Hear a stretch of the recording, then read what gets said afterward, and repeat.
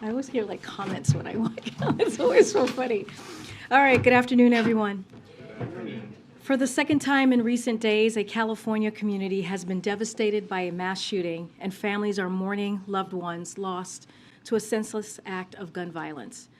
As some of the victims' families have said, we are starting Lunar New Year broken. To read their stories is indeed heartbreaking. Stories like the 65-year-old who went to the dance studio in Monterey Park on weekends because it's what she loved to do. And tragically, her family said that Saturday was her last dance.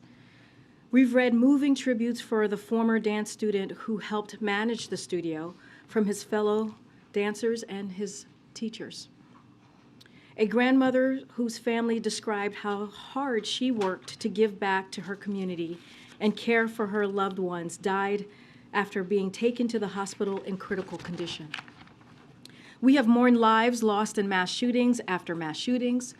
The flags at the White House were already at half-mast in honor of those murdered in Monterey Park when we learned of the shooting in Half Moon Bay. President Biden, like most Americans, believes that this is an urgent issue, that too many of our neighbors, colleagues, kids are losing their lives to gun violence. Over the last 2 decades, more school-aged children have died from guns than on-duty police officer and active duty military combined. And we know what the policy solutions are. We know how we can address this. In fact, last night, Senator Feinstein, alongside Senators Murphy, Blumenthal, and others, reintroduced a federal assault weapons and high-capacity magazine ban and legislation that would raise the minimum purchase age for assault weapons to 21.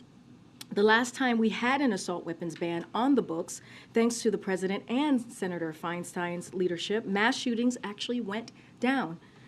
After Republicans let it expire, mass shootings tripled, and that's just a fact. As you all know, President Biden has taken historic executive action to reduce gun violence, and last summer he signed the bipartisan Safer Communities Act, the first significant piece of gun safety legislation in nearly 30 years. But he continues to believe, and these tragic events continue to show us, there is more to be done to keep our homes, schools, and communities safe. The President and the First Lady are thinking of those killed and injured in these latest shootings across America, but more importantly, he's urging both chambers of Congress to act quickly and deliver this assault weapons ban to his desk and take additional action to keep American communities, schools, workplace, and homes safe. I also wanted to share exciting news about President's economic plan continuing to create results for Americans across the country. Today, we learned 38 states are now at or below 4% unemployment, and states from Pennsylvania to South Dakota to Alaska have record low unemployment. We also know a record 10.7 million jobs were created in the last 2 years. Annual inflation has fallen over the last 6 months. The economy grew at 3.2% in the most recent GDP report, and a record 10.5 million small businesses applications were filed since the president took office. And we're continuing to lower healthcare costs for Americans. A new report shows that if Inflation Reduction Act's insulin cap were implemented in 2020, 1.5 million senators across the country could have saved an average of $500 per year on insulin. The Inflation Reduction Act's health provisions, including permanent affordable care act subsidies and Medicare negotiations Medicare negotiating down certain prescription drugs, mean more money in Americans' pockets and more breathing room for American families. As the president said in a statement this morning, and I quote, "Americans are seeing a strong economy where they live. They are seeing their neighbors back to work with higher wages, even accounting for inflation. They're seeing prices down at their pharmacies. They're seeing new businesses opening with most Americans applying to start small businesses at any time on record," end quote. And finally, I wanted to say hello and welcome to the Park School of Baltimore students. They're lined up to my left here, who are here for their career exploration day. And welcome, welcome students. I had an opportunity to meet all of you. Very impressive. And I know high school could be a lot of fun, but also very hard. Just stay focused, keep your passion, and you'll get there. So good to see you all. With that, Amr, good to see you. Good to see you. First, I just wanted to ask, is there any reaction to Vice President Pence's announcement of finding classified docs in his possession? And then more broadly, most of the rules surrounding classification are created and can be amended by executive order. Does the President believe the system must be reformed? So first, on your first question, look, I'm not going to comment on any ongoing criminal investigation or any investigation. As you all know, the Department of Justice is independent, and we will not politically interfere. We've been very, very clear about that under this president. The president's been very clear since his campaign promises, and so I'm just going to refer you to the Department of Justice. On your second question, I would refer you to the White House counsel's office. Can I ask one on Ukraine? Sure. Is the administration ready to give Abrams to Ukraine in order? I guess one, is the administration ready to give the Abrams? And two, if you are, has it been connected with Germany also giving Leopards? So I'm going to say we're in constant communications with Ukraine and other allies and partners as it relates to what Ukraine needs in the battlefield. But I don't have anything to preview here, any announcements to make at this time of any new types of security assistance to preview for you today. Following up from yesterday, has the President invited the Justice Department to search his Rehoboth Beach house? Again, I would refer you to the White House counsel's office, who have been regularly in touch with all of you, answering these questions about this legal ongoing matter. I just don't have anything to share. And a couple follow-ups on the Pence issue. Does the White House believe that the Justice Department should appoint a special counsel to investigate former Vice President Pence's handling of classified documents? That's for the Department of Justice to decide. And now that we're seeing the two most recent vice presidents discover classified documents in their private homes, does this suggest that there's a larger problem within the government where classified documents are not where they're supposed to be? Do a lot of people have documents outside of where they're properly supposed to be stored? I'm not going to comment from here on that. I would refer you to the White House counsel on anything related to classified documents from here. Thanks, Karine. On the issue of gun control, you spoke about the President's commitment to an assault weapons ban and his view that there is more that can be done. How do the limitations in Congress, i.e. with the votes that you have or don't have in Congress, impact that view? And can you be more specific about what he thinks can be done given the votes that he has now? So I just want to remind folks that this is a president who has made gun violence and dealing with gun violence his career.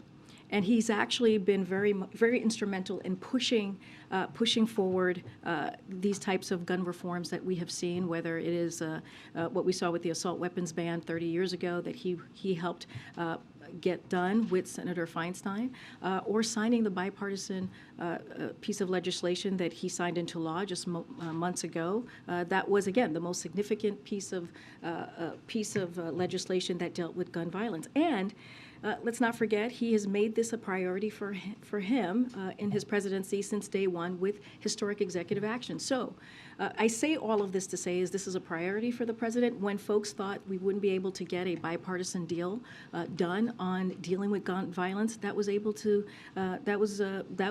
get done because of the president's leadership on this, because of the president's focus on this. Look, we are always looking for his team is always looking for ways to continue with to do executive actions to deal with reducing gun violence. But what we believe is that Congress needs to act. They need to put forth legislation that can go into law and deal with this issue. We cannot continue to see communities be devastated by this.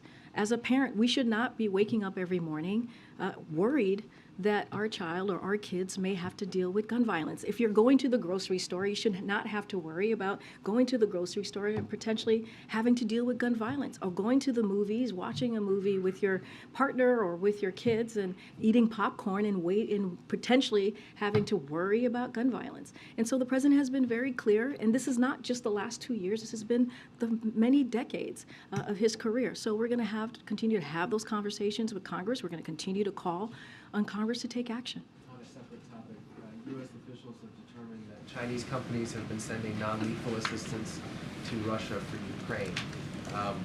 What is the United States saying to the Chinese government about this? So we're closely monitoring the situation, as we have been since the war started. We will continue to communicate to China the implications of providing material support to Russia's war against Ukraine. We have talked about this many times, that we will be very clear what it means to support Russia's aggression against Ukraine. And as I've said many times, as my colleagues from NSC has said many times, we'll continue to support Ukraine and the Ukrainian people as long as needed. But what are those implications? I'm not going to get into diplomatic or private conversations from here. I'm just going to let you know that we've been monitoring the situation, and we've been very clear with the Chinese government on this. Yeah. Thanks, Karine. You talk about how gun violence has been a priority for this administration. It's been a priority for the president over his entire career. How does he feel in moments like last night? Is it frustration? Is it helplessness? Personally, how does he deal with this continuing to be a major problem in the country? You know, Phil, I would say that you've seen him out there, sadly, with many of these tragedies, mourning with the families, offering his support to families, and it continues. You continue to. What you see from him is certainly how he feels when he sees these types of travesties. You saw that in Uvalde, sadly, when we saw kids who were gunned down, where families had to identify, the way they would identify their own children was through DNA. That's how horrible that situation was. You saw him in Buffalo, New York, meeting with the 10 members, the 10 victims who were killed, and him meeting with those families and dealing with their heartache. And so this is a president that feels, right, that is able to feel what people are going through, because he knows what loss means to families. So, yeah, he wants to continue to fight. He wants to continue to speak out against this. You've seen his statements over the last several days, sadly, and what we have seen with gun violence across the country. And so you'll continue to see that, and he will continue to speak about this in a way that lifts up the families who are dealing with this loss, very devastating loss, and continue to call on Congress to take action. And then one more shot on the Pence documents. Is there any sense inside the White House that this perhaps shifts the political or public perception dynamics of what the president has been facing over the course of the last several weeks? I'm just not going to comment from here. Got Joey. Yeah. Sorry. I thought you were there yesterday, Yeah, Joey, I but it was Michael. I apologize, Well, no. Michael. Do you have any update on whether the president plans to visit California? I know you were asked yesterday, but since then there's, as we've noted, there was a second mass shooting there. So no plans at this time to preview about a presidential travel to California. You saw his statement. I just kind of read part of his statement.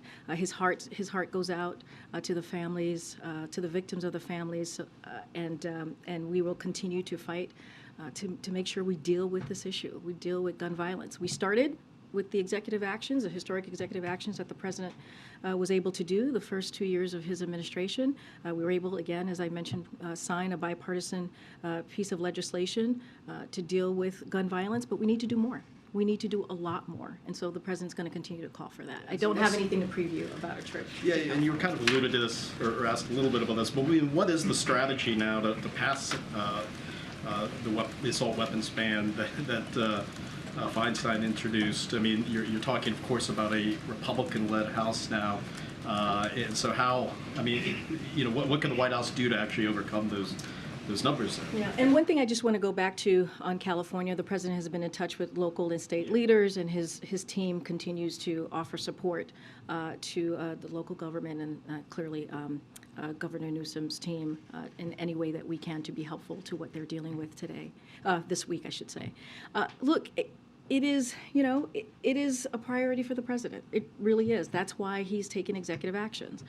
That's why his team has worked with Congress on this bipartisan legislation that was passed several months ago. And he'll continue to do that.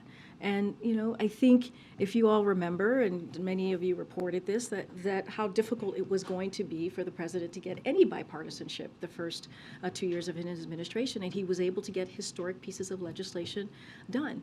And so the president says this all the time. He's optimistic, and you know, and I think optimism is very important to this president. But at the same time, he's going to continue to ask Congress to act, and he's going to continue to see what other executive actions can be taken from here. But at the end of the day, we need Congress to act. We need legislation that can be signed into law to deal with a matter that is really tearing apart communities. Thanks, Karine. Was the White House aware before this afternoon that classified documents had been found at Vice President Pence's residence as well? I would refer you to the White House counsel's office. And does the White House believe that other former high office holders should now go back and check their personal residences out of an abundance of caution to make sure that they're not holding on to classified documents as well? That's not something I can comment from here. I don't even know the the reasoning of what the news that we heard about Pence. So I'm just not going to comment from here. I'm not going to comment on any other former elected official, current elected official. With this particular case, I refer to Department of Justice. Anything that relates to this White House, I would refer you to the White House counsel's office. And then on the Abrams tank, last week at the podium, John Kirby said that the Abrams is expensive to maintain, to operate, to fuel, and it requires a lot of training. Does this White House still have those same concerns when it comes to providing tanks to the Ukrainians? So as my DOD colleagues have said very recently, that, again, nothing to preview from here, certainly don't have anything to share, but they never ruled out tanks. Just want to make that very clear. I think what my colleagues at the DOD have said in the past, well, very recently, is that there were always challenges with tanks, but not going to preview anything. I think I would refer you to the DOD comments on this. Again, they've always been challenges. It's never been taken off the table, but as I just mentioned, I don't have anything to preview. Those are the challenges. What are the benefits to the potential? I mean, we've always said, again, nothing to preview, want to be very clear here. We've always said that we are in constant communication with Ukraine as they're trying to figure out what they need on the battlefield. And we are always looking for ways to offer security assistance for them. And so, again, not going to get ahead of any potential announcement. Don't have anything for you to preview, but we're always in constant communication with Ukraine and what it is that they need for their success, what it is that they need to really battle the aggression that we have seen from Russia this almost past year. Thanks, great.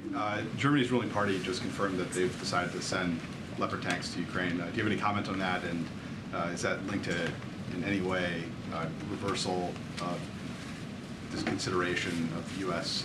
Government sending Abrams to Ukraine as well? So we have said this before. We believe it's up to each individual country. It is their own sovereign decisions on what they provide for Ukraine. We've been very clear about that.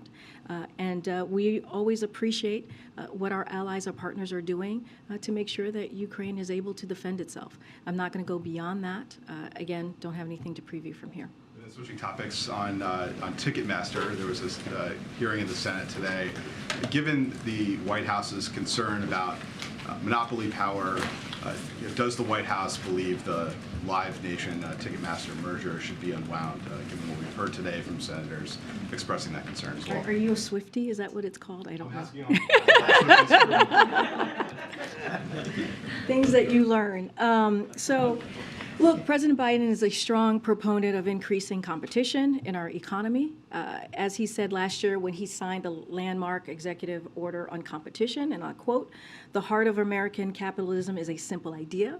open and fair competition, but capitalism without competition isn't capitalism, it's exploitation.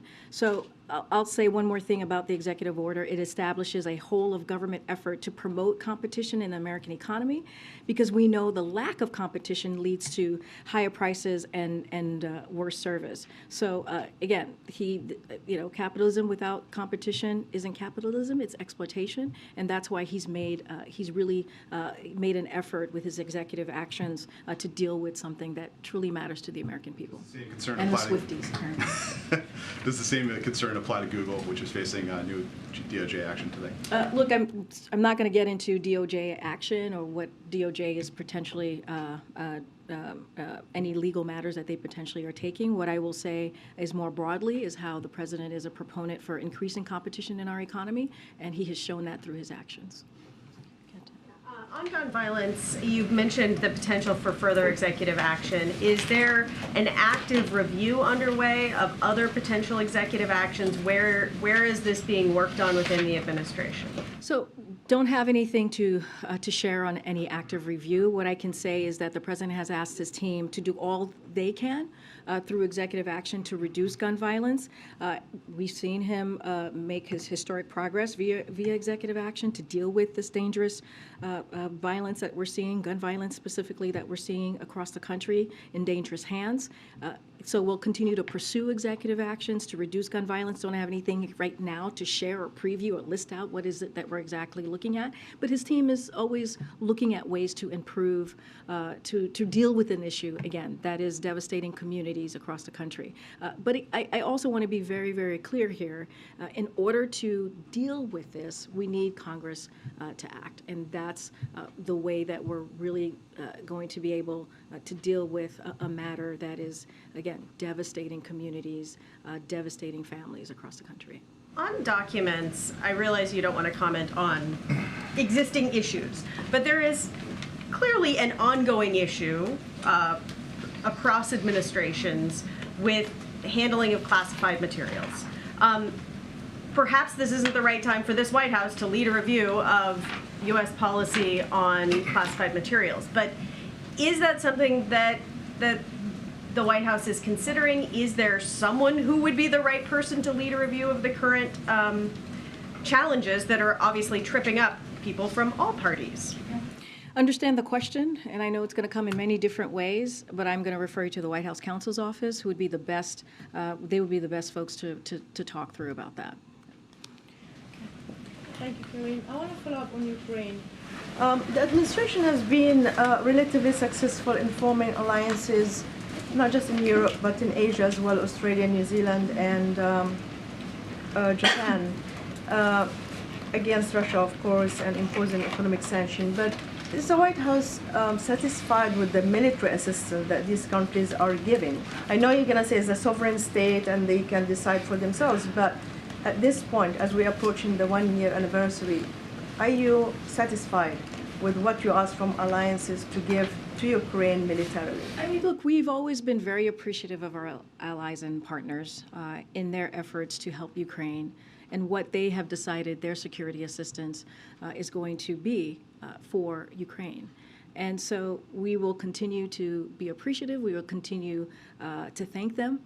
Again, and you said it in your question to me, it is a sovereign decision. It is up to each individual country to decide how are they going to do their part in helping Ukraine fight against Russia aggression. But, you know, these are our allies, these are our partners, and we will continue to work with them closely to make sure that Ukrainians are able to fight this brutal war.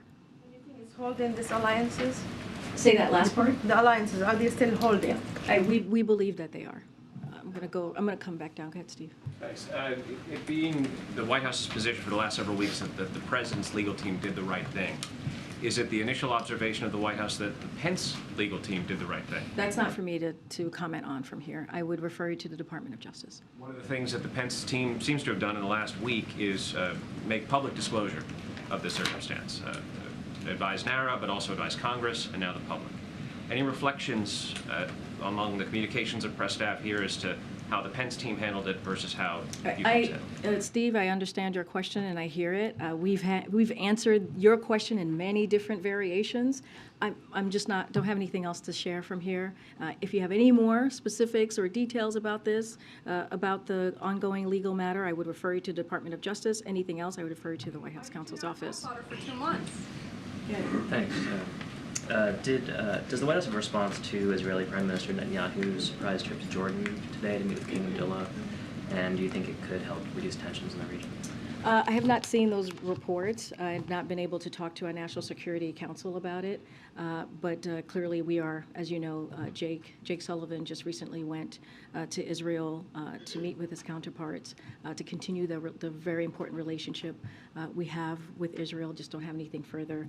We normally don't comment on individual countries meeting and the agenda that they have with other countries, but don't have anything specific to share on that. Can you say anything more about what's on the agenda today with for the meeting at 3 o'clock with Democratic leadership?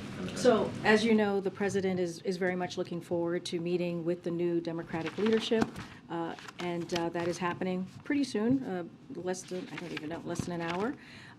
And so he's going to host them in the Roosevelt Room. You're going to hear from him at the top. He'll have something to share about his thoughts about the meeting. They'll cover a wide range of issues, especially how we can make even more economic progress on top of what our shared accomplishments have led to, the creation of over 10.7 million new jobs and 10 million small business starts, bringing down inflation and a record number of Americans enrolling in healthcare coverage. One of the main avenues for doing that is ramping up implementation of the legislation they accomplished together over the past 2 years. When you think of Inflation Reduction Act, when you think about the continuing implementation of the bipartisan infrastructure legislation, that's what one of the topics that will come up. And look, the president has said this. He said this after the midterm elections. He said this many times. I've said this. He is looking forward to working with Republicans in good faith to continue the work that he has been able to do the last 2 years, some in a bipartisan way, to deliver for the American people. But look, he's also going to call out, and we have said this before, continue to call out any dangerous extreme MAGA Republicans. He can do both. But like proposals to raise taxes on the middle class, or cut Medicare, cut Social Security, as we've been hearing from national Republicans, or also, let's not forget, the national abortion ban, or worsen inflation. And so those are the things that the president is very focused on. And I think the most important thing that I think you can take away from this is he wants to continue to deliver for the American people. He's willing to do that in a bipartisan way, but it has to be in good faith. Go ahead.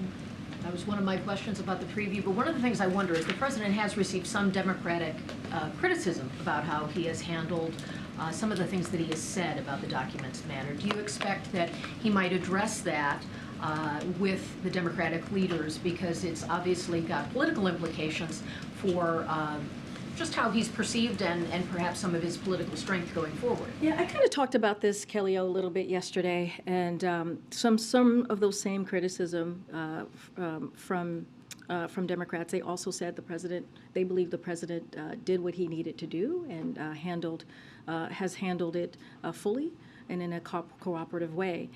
But look, as it relates to the politics of this, as it relates to the American people, and we'll continue to say this, it's up to the American people to decide. They're smart. They know what's going on. They know what this president has been doing and delivering on. We've talked about the midterms and what was supposed to be or what was predicted to be, and it didn't happen, right? When you think about the red wave that we had heard over and over again, and part of that, why we didn't see that, is because the president led with a message that resonated and connected with the American people. He led with what he has been able to do when it comes to the bipartisan infrastructure legislation, when it comes to making sure that he's doing the work to lower cost at the gas pump, which he has been able to do. And so, look, we will let the American people see for themselves what the president has been able to deliver the last 2 years. I'm just not going to get into any further discussion about politics. Specifically, do you know if he has been briefed on the Pence matter? And has he had any outreach with former President Obama, since some of the documents would have been from their joint administration? Those two questions, I would refer you to the White House counsel's office. Good, Steve. Thanks, Green. After a special counsel was named, but before the FBI searched, President Biden went to his house in Wilmington. What was he doing in there? I would refer you to the White House counsel. So it was something relating to this case. I would refer you to the White House counsel's office. Okay. Do you think that this story was leaked by someone trying to bruise the president politically ahead of a re-election announcement? I would refer you to the White House counsel's office, as they've been the ones who've been closely involved. Okay. More basically, we know the president did it. Why did he do it? I would refer you to the White House counsel's office. In the president's own words, he admits to having information that wasn't his. Why did he smuggle it out? I will let the statement of the president stand for itself. I'm just not going to go into down a rabbit hole with you on this. Why did he not tell you about it for months? Karine, yes, thanks. Slight shift to topic. Haiti. The UN envoy to Haiti has just been saying today that it's basically out of control and the gangs run, well, they don't really run anything, but they're in charge. Can we expect any shift from the, any maybe up-tempo of the US response to this, given not just the humanitarian side, but maybe the national security aspect for the US? So don't have anything new to share on any new announcement or engagement.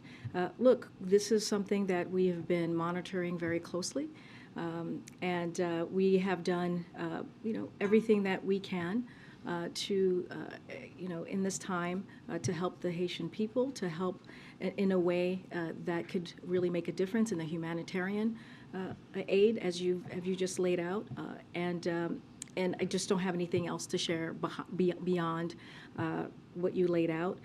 But this is truly important to the president and what's going on in Haiti, and you've heard us talk about it.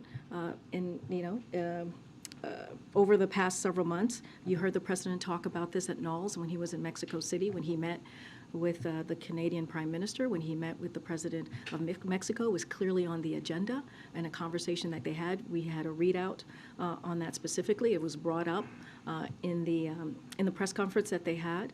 Just don't have anything further to share.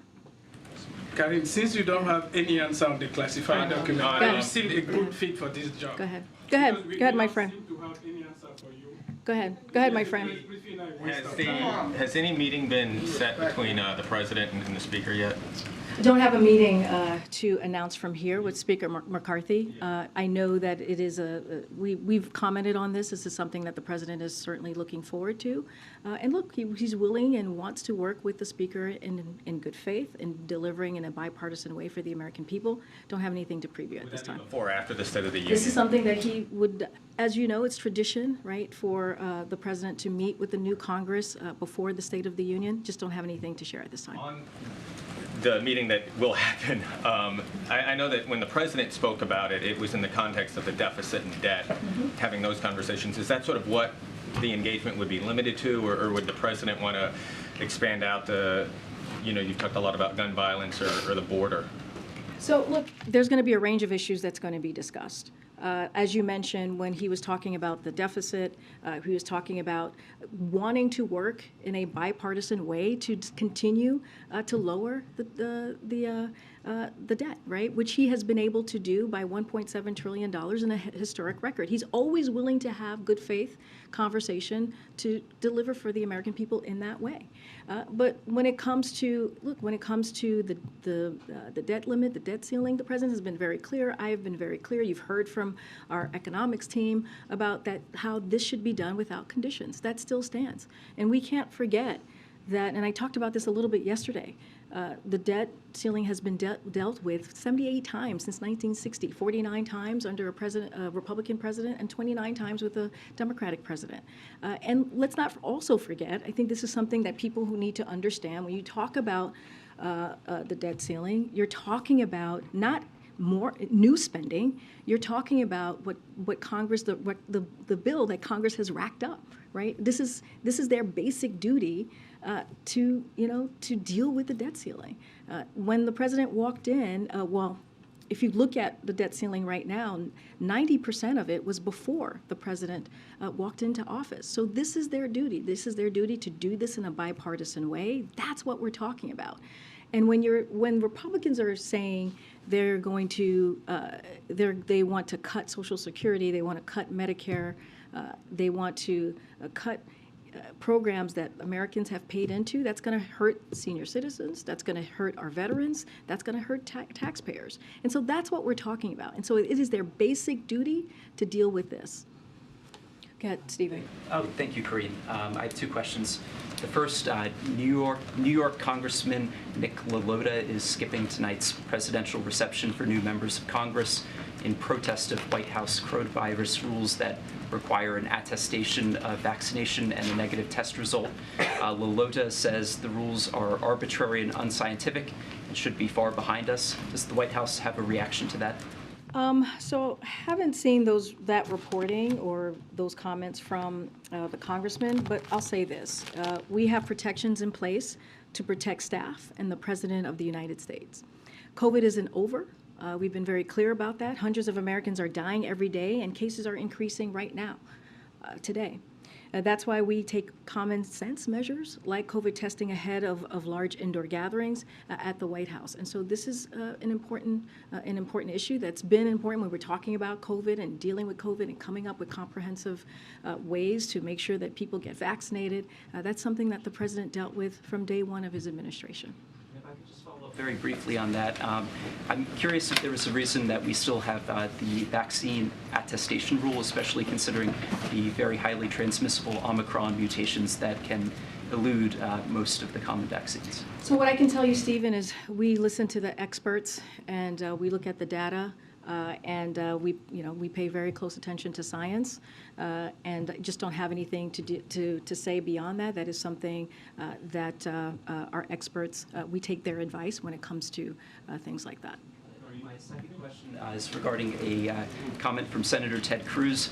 He's calling for a search of President Biden's Senate records at the University of Delaware for potentially classified information. Those records reportedly include about 1,850 boxes of documents, as well as 415 gigabytes of electronic files. Does President Biden have any objection to such a search? When it comes to the documents and this ongoing legal matter, I refer you to the White House counsel's office. I'd just like to read. I'm so sorry. You said you had two. You've asked I'd just four. like to re-up the request of our colleagues in this room for someone to answer these questions from the podium. Oh, absolutely. Okay. Go ahead. Thanks. You got? I'll come to you. Go ahead. Karine, the oversight chair, he had Mr. Comey, he wrote the head of the Secret Service asking for the visitor information from Wilmington. Now, I know you said there's no visitor logs, but do you have any objection, or does the White House have an objection to the Secret Service providing any documents or communication about who's going in and out? Again, I would refer you to the White House counsel's office on anything that's related to the investigation, the oversight hearing that's happening. And then just at the top, in response to the Pence question, you said you weren't going to comment on any ongoing criminal or other investigations.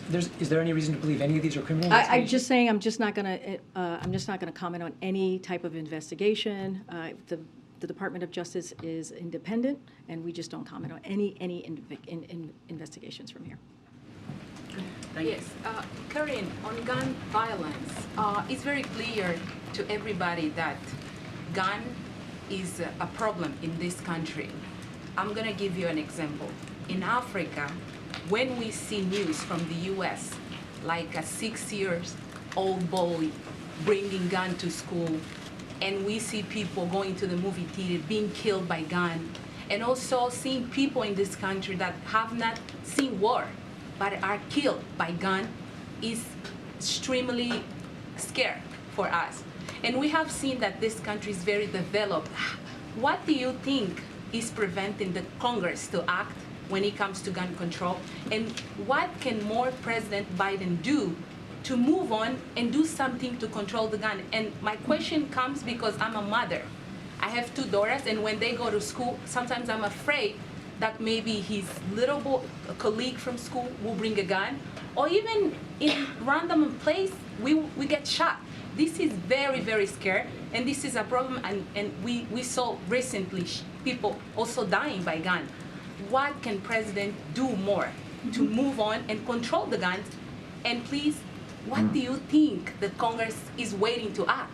So when it relates to the Congress, you have to ask Congress. You have to go over to Congress and meet with congressional members and ask them that very question. Lay it out just the way that you laid it out to me. I think it's an important question for them to answer.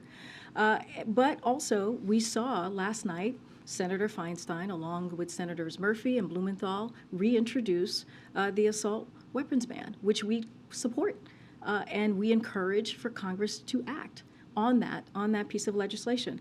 Look, again, I would suggest you go talk to them about this. Look, you just laid out what I just said, right? You just laid out about going to the movie theaters and being worried about gun violence. You just laid out about being a parent and worrying about your child going to school or going to the grocery store and worried about gun violence. That is something that we should not have to deal with.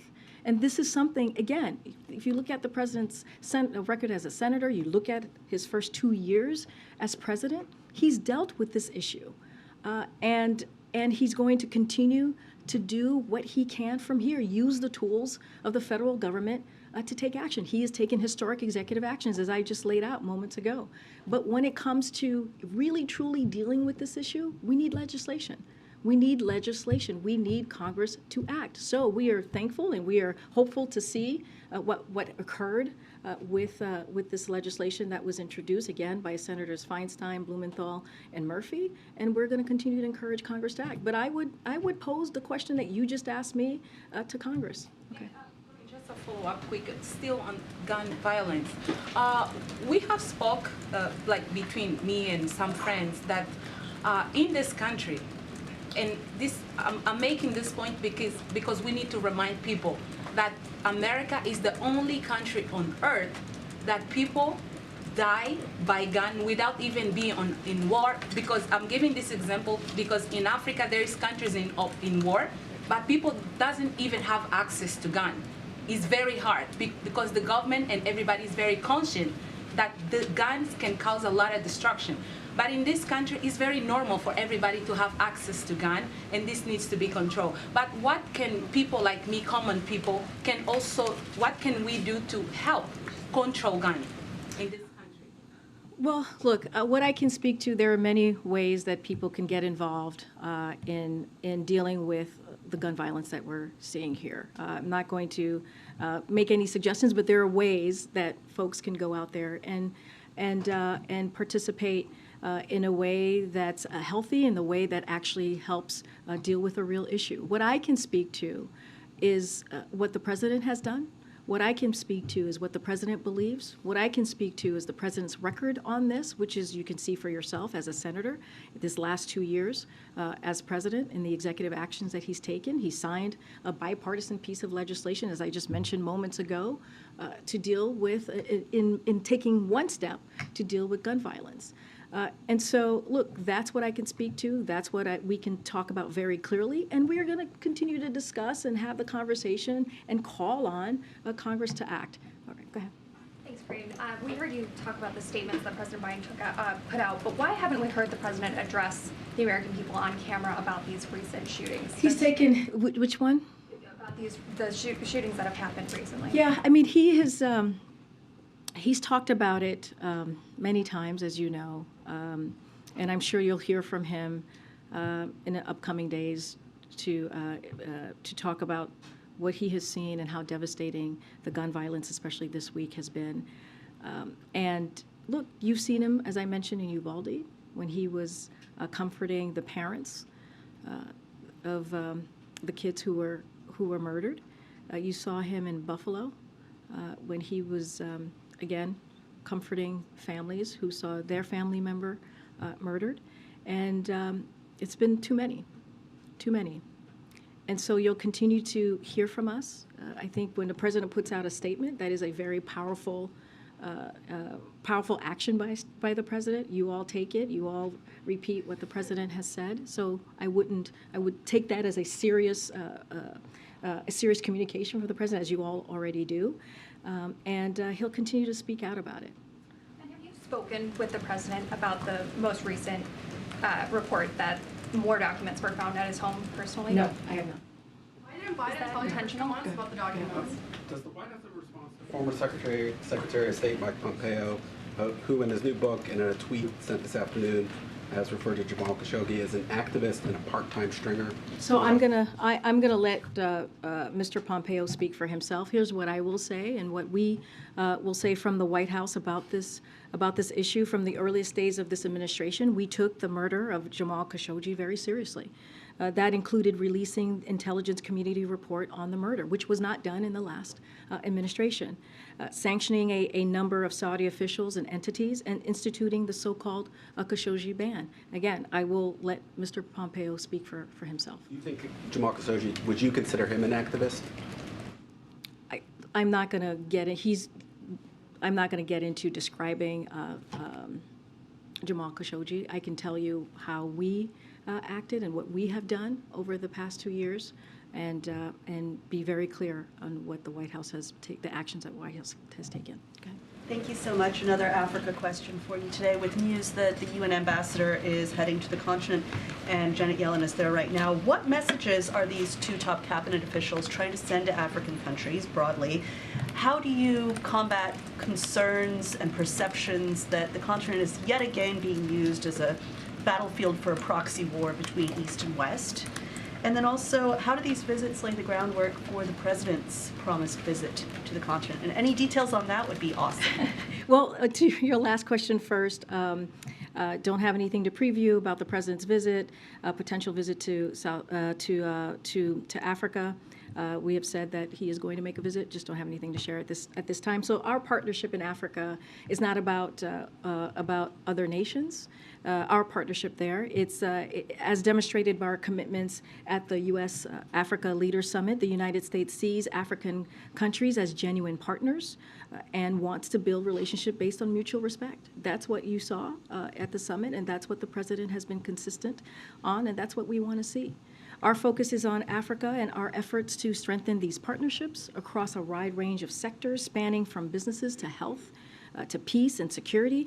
Building on those efforts, we've had Secretary Blinken and Secretary Yellen travel to the region very recently. And as you noted, we have Ambassador Linda Thomas-Greenfield's upcoming travel to Ghana, Mozambique, and Kenya, and that's going to be from January 25th to the 29th. The ambassadors, this is going to be the ambassador's third trip to the sub-Saharan Africa, and since she took up her position at the U.S. ambassador to the United Nations, she's gone 3 times under this current tenure that she's currently doing. And you will continue to see us following through the president's commitment and to step up our engagement across Africa this year and beyond. Look, this is a commitment. We saw it when we put the summit together with 49, 50 heads of states who were here, right here in D.C., and that was over 3 days, and the president participated in the summits, his team participated in the summit, and we talked about issues that really mattered to the continent and issues that really mattered to us as well. Sure, why those specific countries were chosen? You just mentioned Kenya, Mozambique, and Ghana. I would refer you to the UN, to the ambassador's office. As I said, it's her 3rd trip, right? So she's gone 2 other times, and so I would refer you to their specific strategy on why these 3 countries. Go ahead, Courtney. Thank you. I wanted to ask if you have any information at this point about the release of the budget for next fiscal year. So, as you know, the president is looking forward to releasing his budget to the American people. Clearly, that's something that is important for this president to do. And the OMB, his team at the OMB, is working very, very hard in getting that done and timing. And obviously, his budget for 2024, and don't have a time for when this is going to happen. But again, this is something that he wants to make sure that he wants to share with Congress and the American people, and it's a priority to him.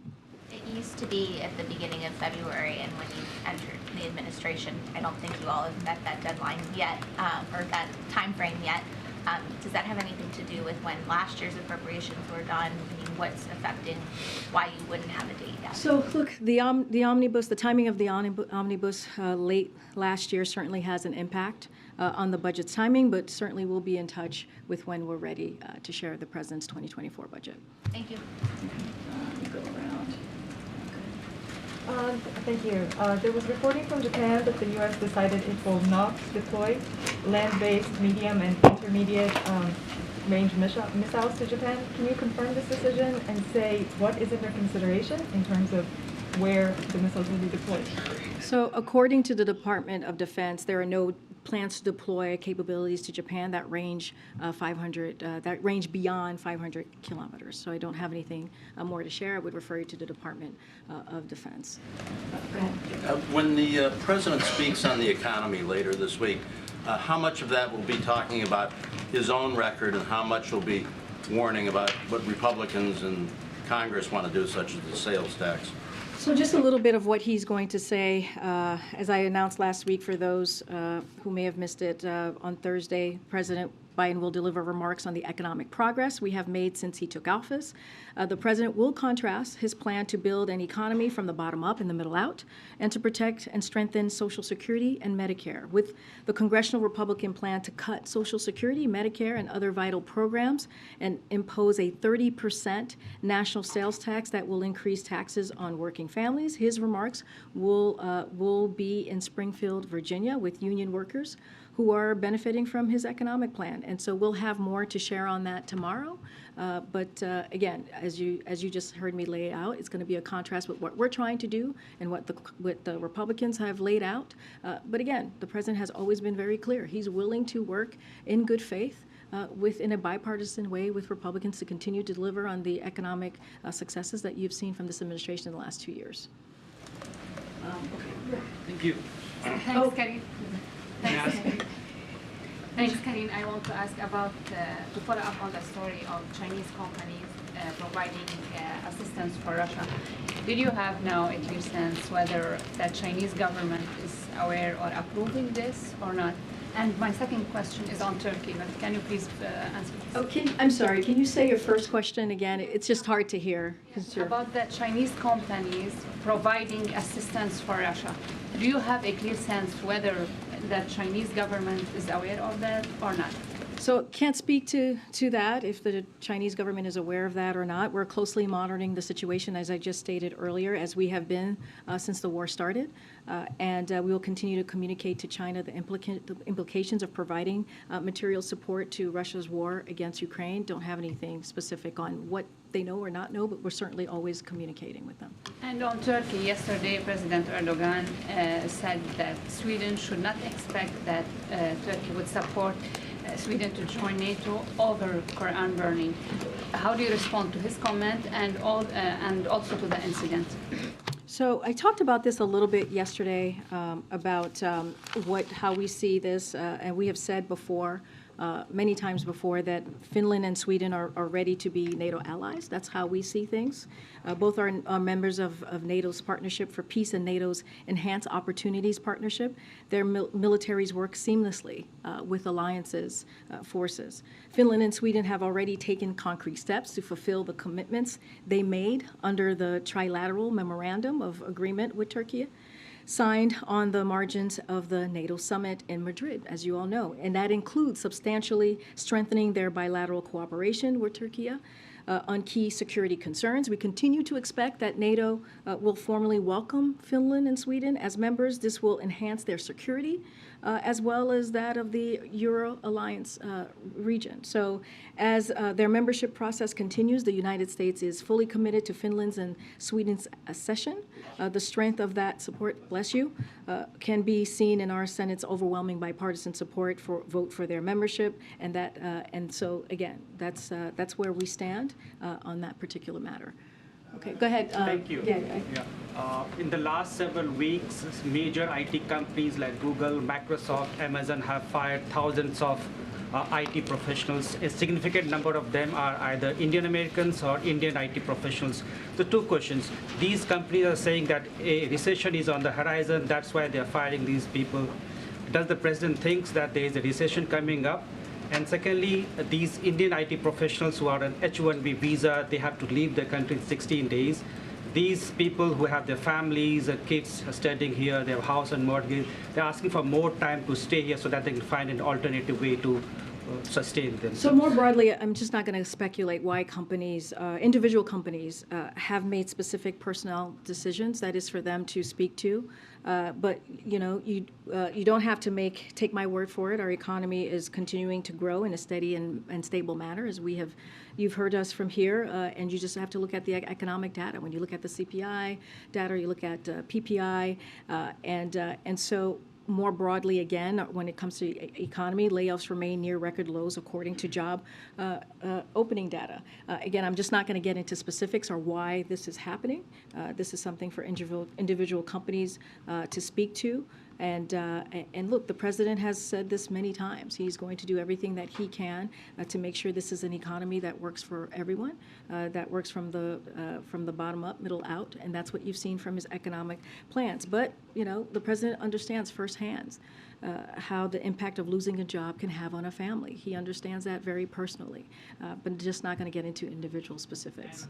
The status of those who have been fired, how can they stay here in this country? I don't have any specifics on that when it comes to how they can stay here. What I can say is speak more broadly about what we're seeing through the data.